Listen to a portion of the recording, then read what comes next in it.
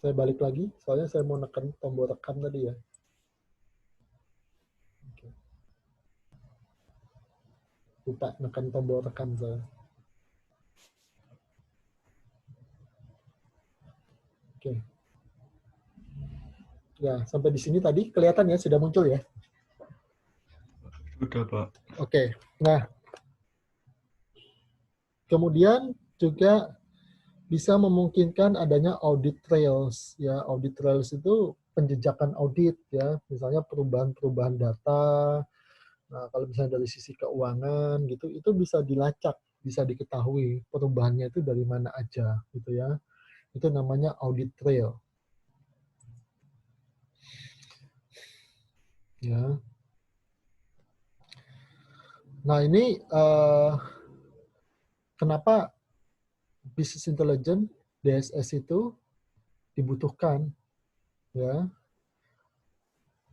Pendorongnya apa? Dikatakan untuk meningkatkan loyalitas konsumen ya. Juga untuk memacu pertumbuhan perusahaan ya.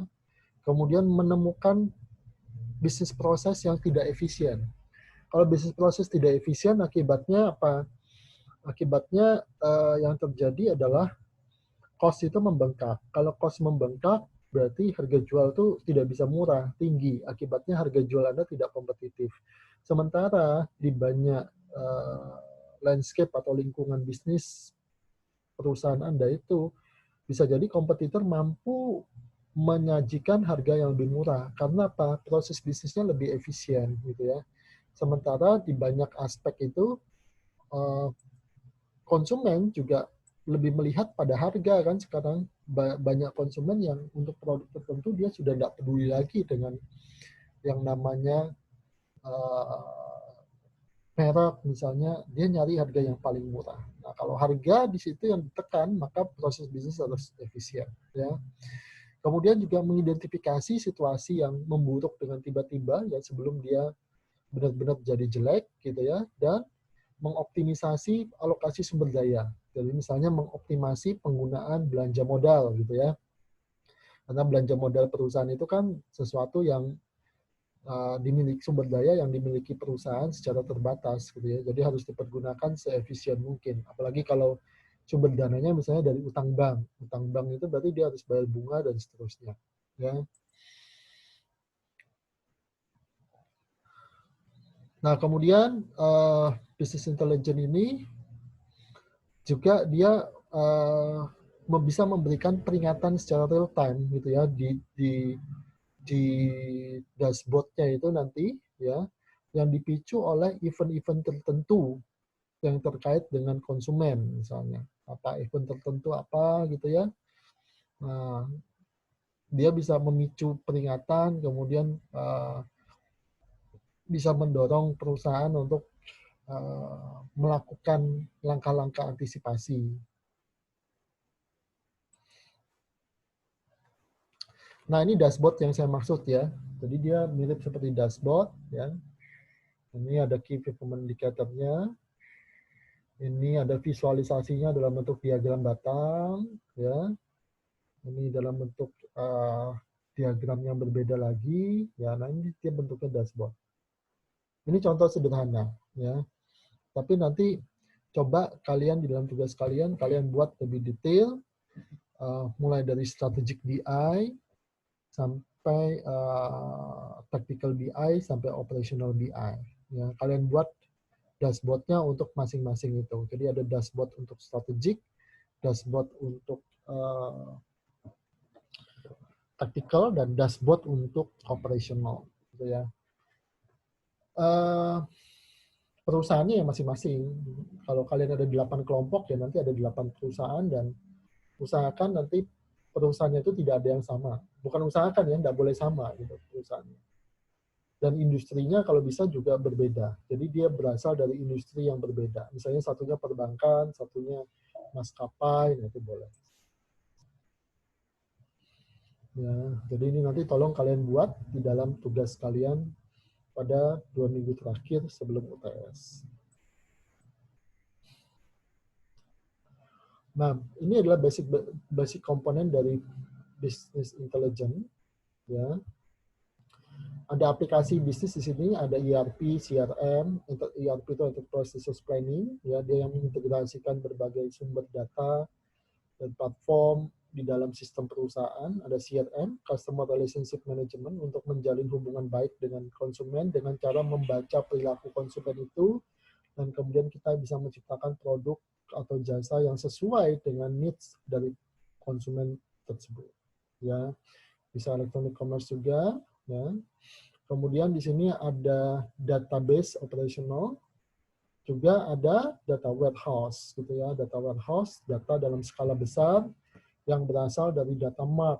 Data mart itu data yang berasal dari departemen tertentu secara spesifik di dalam perusahaan. Misalnya data mart finance, data mart database yang berasal dari bagian finance. Ya. Kemudian ini ada bagian-bagian dalam perusahaan, ya, ada data mining juga. Data mining ini jadi dia akan mengolah big data itu, internal data dari internal maupun eksternal perusahaan, dengan menggunakan statistik dan pemodelan matematika untuk menghasilkan apa? Laporan, report. Ya, jadi outputnya itu nanti berupa laporan dan aplikasi-aplikasi yang sifatnya membantu operational manajemen perusahaan. Nah, ini nanti yang saya minta kalian buat di dalam tugas, gitu ya. Di dalam tugas itu kalian buat dashboard Power BI-nya, laporan manajemennya.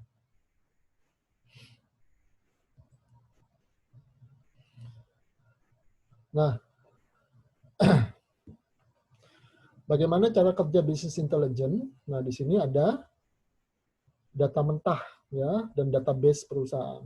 Ya, database perusahaan, data mentah. Data mentah ini bisa berasal dari point of sales, gitu ya. Point of sales ini dari kasir, dari data transaksi di kasir perusahaan. Ya, kalau Anda ke minimarket dimanapun sekarang ini kasirnya ada sistem informasi untuk kasirnya itu kan, ya. Bisa juga dari toko yang berbasis web. Bisa juga dari sistem produksi Anda, bisa juga dari call center Anda, bahkan bisa dari sosial media Anda, gitu ya. Nah, itu bisa dianalisis, dimasukkan ke dalam data warehouse tadi. Tapi data warehouse tadi ingat ada konsep ETL, gitu ya. Extract, transform, and load, gitu. Ada konsep itu. Nah, setelah itu diekstrak, ditransform, kemudian di load, baru dia diolah untuk mendapatkan insight pola-pola tertentu tentang bisnis menggunakan pemodelan matematika dan statistik.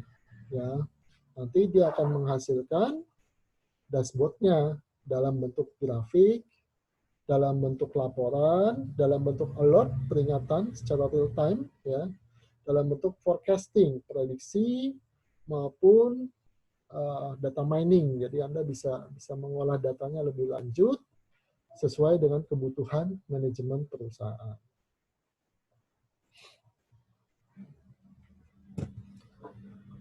Nah, solusi business intelligence, ya, dikatakan dia harus mampu mengakses sumber-sumber data perusahaan, ya, seperti TPS. TPS itu Transaction Processing System, ya. Kemudian sistem untuk e-business dan e-commerce, ya. Kemudian juga platform operasionalnya dan database. Ya. Karena kenapa? Karena business intelligence dan decision support system itu sumber dia memberikan informasi itu kan data, ya. Jadi kalau dia nggak bisa mengakses data perusahaan, ya dia nggak akan bisa mengolah datanya itu, ya. Kemudian itu bisa membantu untuk apa? Manajemen perusahaan, yaitu direktur, manajemen menengah maupun manajemen bawah, untuk mengambil keputusan secara real time, ya, supaya perusahaannya bisa menjadi responsif, agile, ya, ada konsep perusahaan itu namanya secara strategi bisnis namanya agile, dia harus lincah, gitu ya, dan meningkatkan kapabilitas manajemen perusahaan untuk memahami operasional perusahaannya, ya, dan meningkatkan cost control, ya. Jadi perusahaan bisa memantau biaya-biaya yang terjadi dengan cepat juga, sehingga kalau ada biaya yang tidak efisien, dia akan tahu, gitu ya, atau biaya-biaya tertentu yang terbeban di satu titik, itu dia akan tahu. ya. Dan kemudian juga melakukan customer relationship management, ya. Jadi memanajemen hubungan dengan pelanggan dengan cara mengetahui pola perilaku dari konsumen, dan dari sana kita akan serve the customer dengan produk atau jasa yang sesuai dengan needs and wants dan perilaku dari konsumen itu. Ya, jadi ini yang dilakukan oleh business intelligence.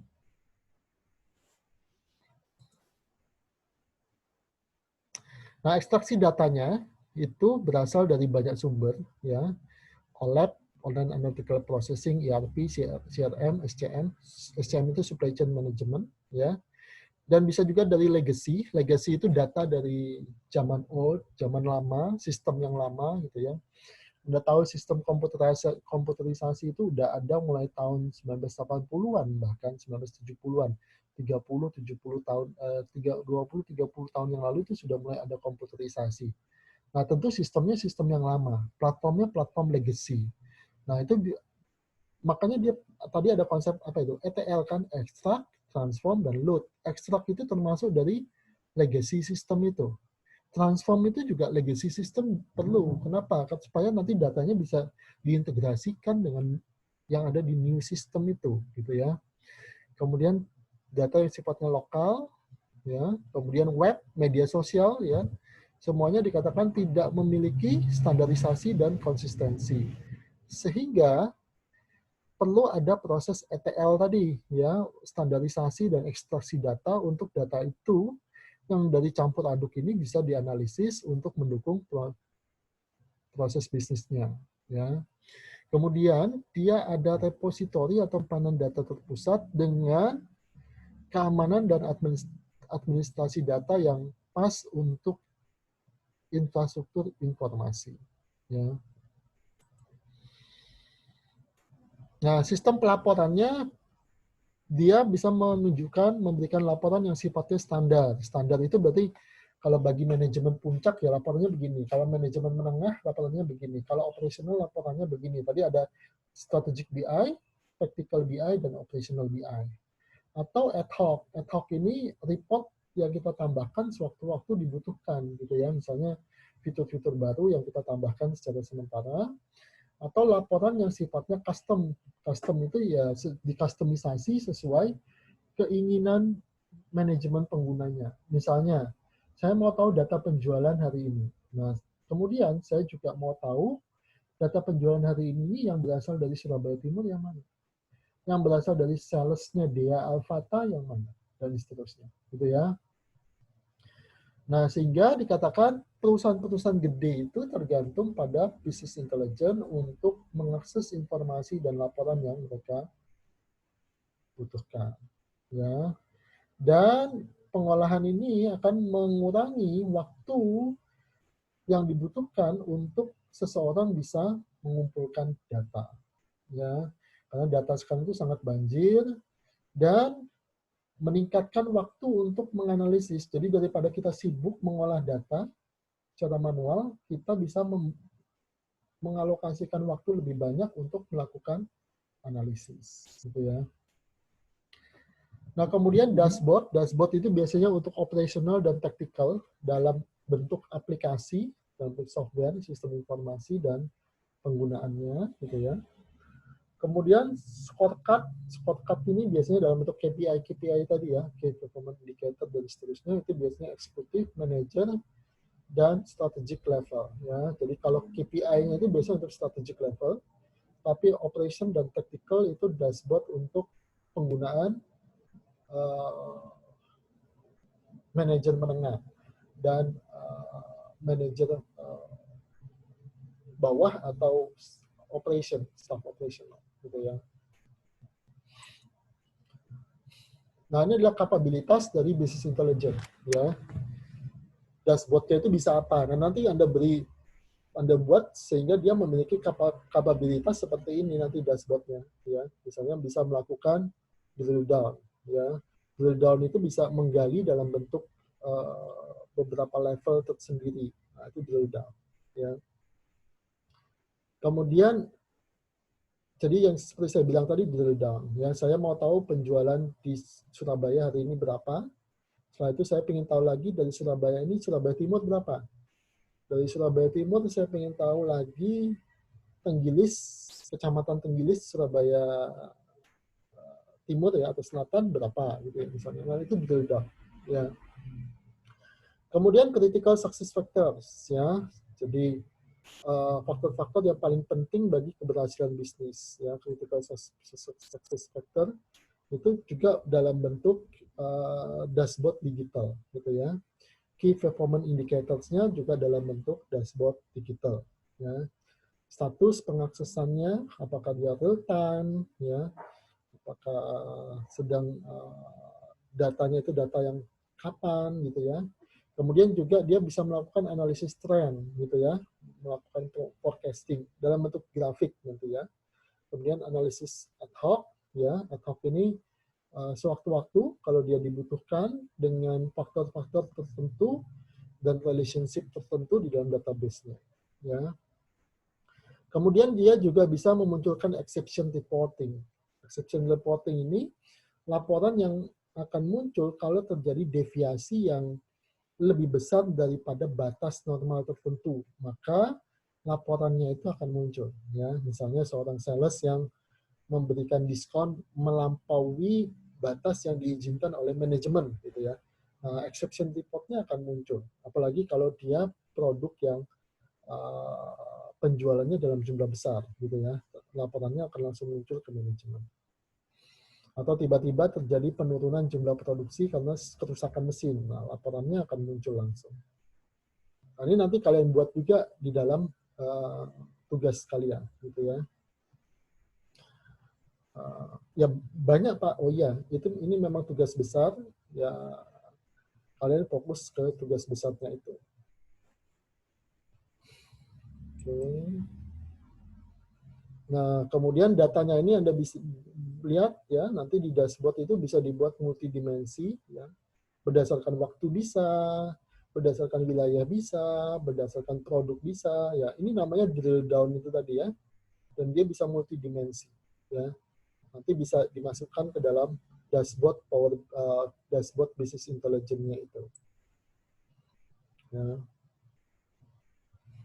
Oke.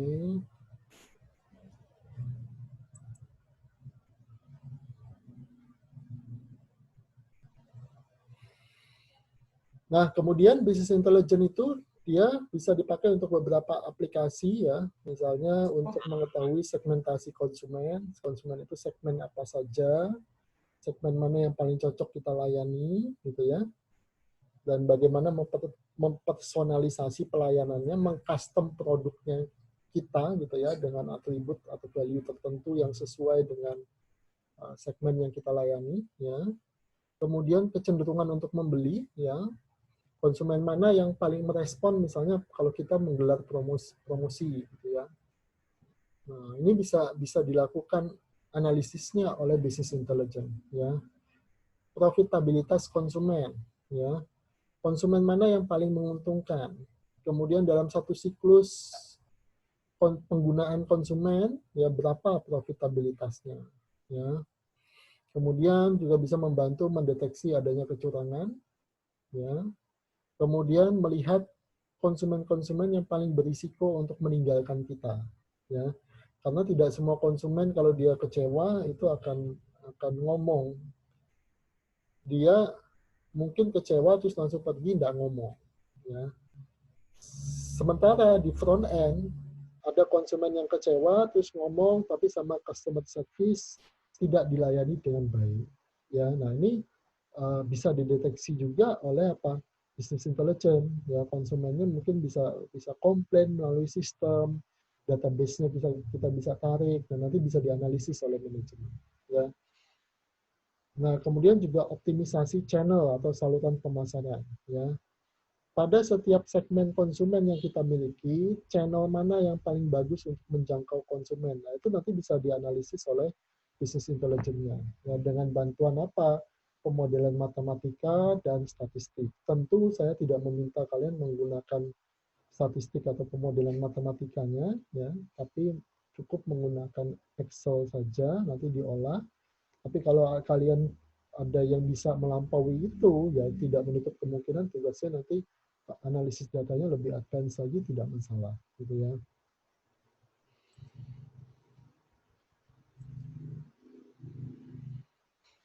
Nah, juga bisa melakukan text mining, ya.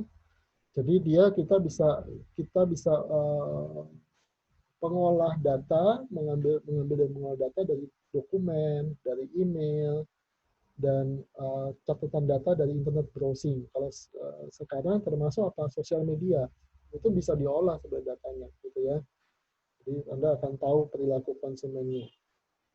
Nah, ini akan menjadi sumber keunggulan bersaing bagi perusahaan, ya, karena seperti saya bilang di minggu pertama tadi, tidak ada perusahaan yang saat ini bersaing di ruang hampa, gitu. Yang mereka punya pesaing, mereka punya customer, yang dua-duanya akan menentukan profitabilitas dari perusahaan Anda di dalam industri. Ya.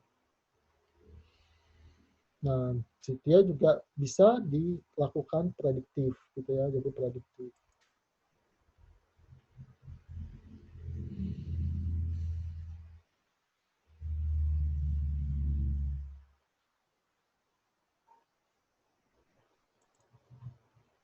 Oke.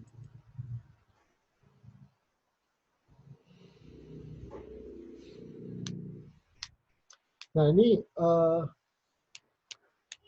ketika seorang manajer melakukan pengambilan keputusan, ya. Jadi pengambilan keputusan itu, sebelum pengambilan keputusan ini dilakukan, ya, dia akan mendapatkan data, gitu ya, data dari lingkungan bisnisnya eksternal dan data dari dalam perusahaan internal. Nah, ini akan di-scan, akan masuk, kemudian diolah menjadi informasi yang dapat digunakan oleh manajemen. Ya, bisa diolah secara kualitatif, gitu, bisa diolah atau dianalisis secara kuantitatif.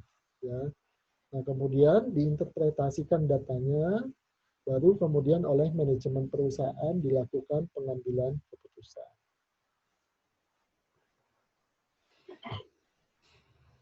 Nah kemudian dalam manajemen perusahaan itu mengambil keputusan bisnis, dia bisa membantu atau mendapat sokongan dari DSS, Decision Support System. Ya, kenapa? Karena skenario dan alternatif-alternatif untuk melakukan pengambilan keputusan itu seringkali dia banyak, gitu ya. Dan seringkali dia dibatasi oleh constraint waktu, harus sesegera mungkin mengambil keputusan yang tidak boleh salah, sementara alternatifnya banyak, gitu ya. Sehingga dia butuh apa itu, alat untuk membantu memforecasting dan memberikan informasi kepada manajemen tadi, ya, dengan dibantu oleh statistik dan pemodelan matematika.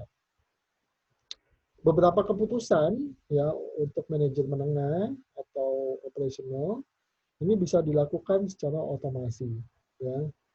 Jadi bisa otomatis, ya, beberapa mesin pabrik itu juga bisa otomatis saat ini. Sehingga apa? Manajer itu bisa terbebaskan waktunya untuk lebih fokus pada supervisi, melakukan pengawasan, melakukan pelatihan, dan memotivasi karyawan lainnya. Ya. Tapi keputusan yang sifatnya manajerial, ya, yang tidak rutin, biasanya itu susah diotomasi. Kenapa? Karena keputusannya sangat tidak struktur dan berisiko tinggi kalau dia sepenuhnya diotomasi. Ya.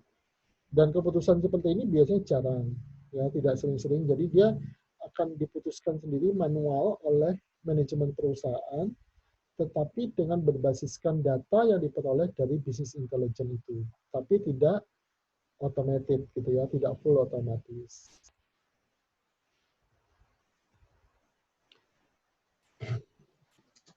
Ya,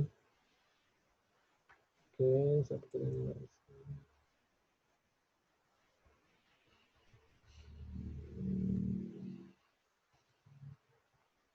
Nah, ini bagaimana diagramnya, ya, IT itu bisa membantu pengambilan keputusan, ya, dari lingkungan eksternal tadi, ya, kalau dibuat skemanya, maupun database internal, ya.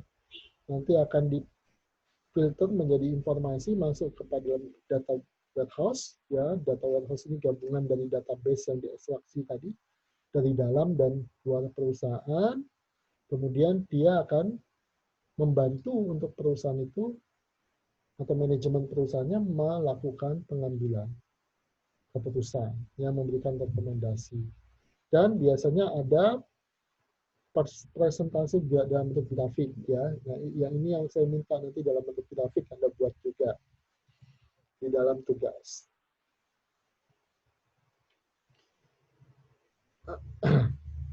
Ada macam-macam untuk managerial support systemnya, ya. Expert system ini dia bisa bertindak seperti seorang pakar, gitu ya. Jadi misalnya dia seperti ahli keuangan untuk membantu pengambilan keputusan, ya. Kemudian intelligent agent ini biasanya di-embed ke dalam software yang nanti dia bisa membantu manajemen perusahaan untuk mengambil keputusan secara cepat. Jadi dia bisa memberikan alternatif.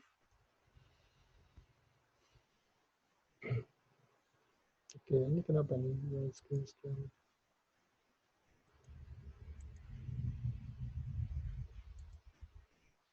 Berhenti screen share-nya ya, bentar ya. Oke, kelihatan lagi sudah ya? Nah, jadi dia bisa mengambil keputusan secara cepat, intelligent agents. Ya. Jadi kalau misalnya intelligent agent itu, kalau Anda pakai Microsoft Word, lagi ngetik sesuatu, dia bisa suggest, menyarankan sesuatu kepada Anda. Apa yang Anda dilakukan. Electronic Commerce juga gitu, DSS, ini yang pakai statistik tadi. Executive Information System, ya, ini yang laporan-laporan untuk eksekutif. Business Intelligence Dashboard itu bisa dimasukkan ke Executive Information System itu. Ya. Kemudian pengambilan keputusan yang sifatnya otomasi, tapi ya yang keputusan yang bisa terstruktur biasanya. Kalau tidak terstruktur dan keputusan itu strategik, seperti saya bilang tadi ya, biasanya akan dilakukan tetap secara manual oleh pimpinan perusahaan tertinggi dengan alat bantu berupa apa? Informasi dari bisnis intelijen tersebut.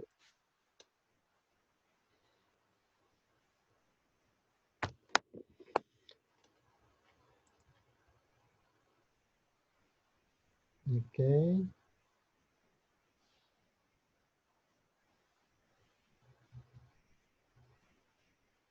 Nah, ini fase dalam mengambil keputusan, ya. Jadi ada identifikasi masalah, klasifikasi masalah, problem statement, ya. Kemudian tahap desainnya. Ini kalau kita desain sistemnya ya, kriteria-kriterianya gitu ya. Contoh sederhana, decision support system itu software yang sederhana misalnya. Kita bisa buat software dengan gejala-gejala tertentu dari penyakit, dia bisa menentukan nanti Anda itu sakit apa. Apakah kamu demam, iya atau tidak. Nah, itu bisa nanti dia bisa memastikan. Nah, itu ada kriterianya ya. Jadi kalau misalnya dia sakit demam dengan ini, oh itu apa itu tipes misalnya. Oh kalau ini COVID. Oh kalau ini ada kriteria-kriterianya gitu ya. Makin lengkap database-nya, dia makin bisa memutuskan dengan benar. Dan kemudian dalam teknologi artificial intelligence itu dia juga bisa belajar nanti, ya, bisa belajar, ya, dari proses pengambilan data atau dari perilaku penggunanya itu dia bisa belajar, ya. Kemudian solusi yang diberikan itu bisa macam-macam, ya, bisa menggunakan sensitivity analysis, ya, selection dari alternatif yang terbaik, gitu ya. Jadi dia bisa mengolah mana. Sensitivity analysis ini dengan menggunakan pemodelan matematika. Ya, jadi kalau satu variabel diubah, apa dampaknya terhadap variabel-variabel yang lain. Nah, itu dia bisa seperti itu. Ya, jadi dia akan membantu pengambilan keputusan. Jadi di dalam pengambilan keputusan itu ada modelnya, ya, modelnya itu model matematika, statistik, ya, disimplifikasi, ya, jadi yang ada dalam kehidupan nyata itu dimodelkan secara matematik dan statistik, gitu ya. Jadi dia berbasiskan pada asumsi-asumsi tertentu, ya. Nah, karena asumsi itu dia disimplifikasi, ya berarti dia punya kelemahan biasanya. Kalau di luar asumsi atau di luar faktor-faktor yang disimplifikasi itu bisa jadi dia keliru, gitu ya. Kalau faktor-faktornya tidak diperhitungkan, karena dia sudah disimplifikasi, ya. Dan perlu adjustment, ya, karena asumsinya bisa berubah, ya, dan dimodelkan secara matematika, ada variabel-variabel dan statistik juga.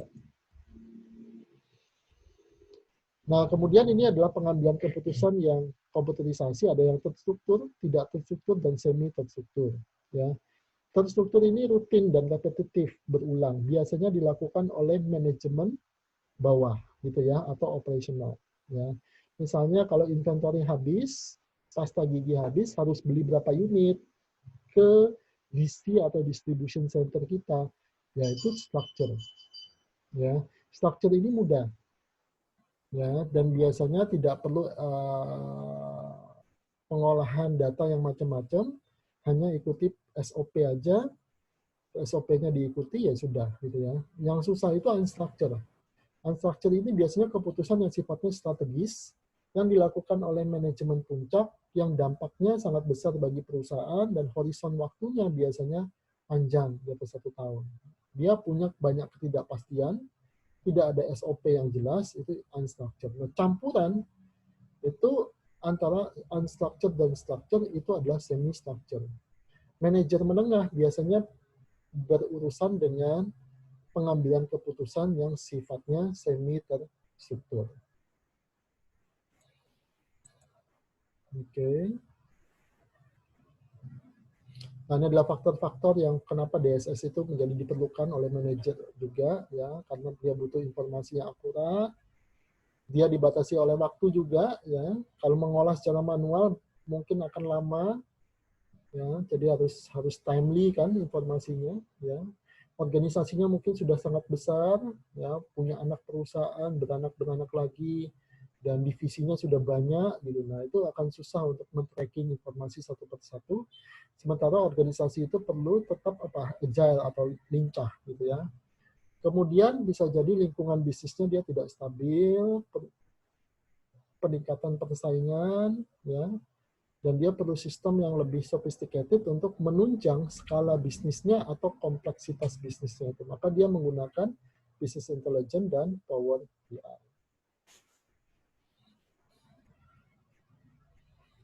Nah, ini apa saja yang bisa dilakukan oleh DSS, ya.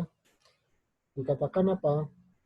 Dengan memberikan kepada manajemen perusahaan informasi dan judgment. Jadi dia bisa memberikan pertimbangan-pertimbangan, ya. Kemudian bisa mendukung beberapa keputusan yang sifatnya sekuensial, jadi berurutan, dan interdependent, jadi saling ketergantungan satu sama lain. Ya. Kemudian juga dia mendukung proses pengambilan keputusannya itu tahap demi tahap. Ya. Mulai tahap intelijennya, sensing atau mengindra lingkungan bisnisnya dari dalam maupun dari luar perusahaan, tahap desain, alternatif pilihan keputusannya, sampai implementasinya. Ya. Kemudian juga DSS itu bisa dipakai dengan kondisi yang berubah-ubah, bisa diupdate juga, ya, dan mudah dipakai juga, bisa dipakai dalam berbagai kasus. Ya.